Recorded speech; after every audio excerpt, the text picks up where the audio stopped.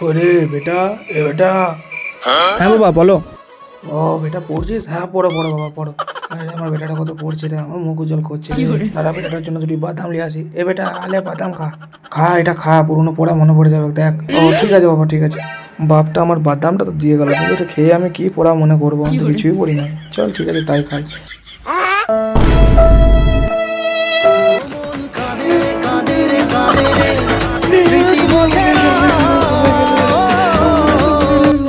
তুমি এক মাসে গার্মেন্ট চলে গেলে, আমি কি করবো রিয়া?